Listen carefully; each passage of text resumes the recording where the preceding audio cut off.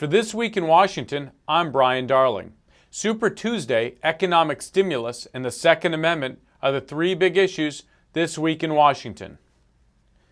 Mike Franc of the Heritage Foundation has written that there are three issues that conservatives should watch during Super Tuesday. Number one, winning the war on terrorism. After September 11th, President Bush found himself much in the same position as President Harry Truman at the end of World War II. Each faced the daunting task of deciding what was needed to fight and win a long war. Number two, confronting the coming fiscal crisis. In 3 years, there will be a stampede to access the most unsustainable entitlement program of them all, Medicare. Eventually, 78 million baby boomers will retire, an unprecedented demographic shift that will see America's biggest generation move from payers into the program as recipients. Number three, making the case for pro-growth economic policies and smaller government. America needs a leader literate in the language of free markets, one who understands the wisdom of free enterprise. Today, too many lawmakers blink and accept more government intrusion into our lives rather than extol the virtues of individual initiative and responsibility.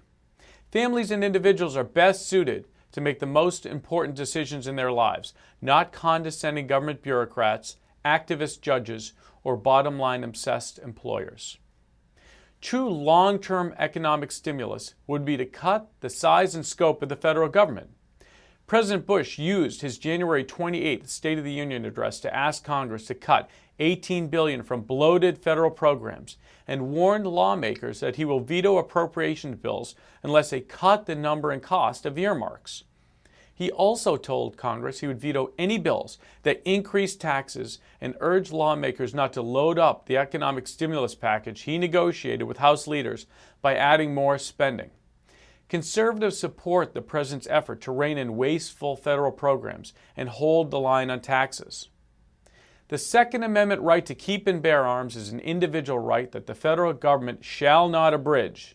On March 18th, the Supreme Court of the United States will hear the District of Columbia appeal in the District of Columbia versus Heller, a case that struck down D.C.'s almost complete ban on the effective use of handguns, rifles, and shotguns for self-defense in private homes.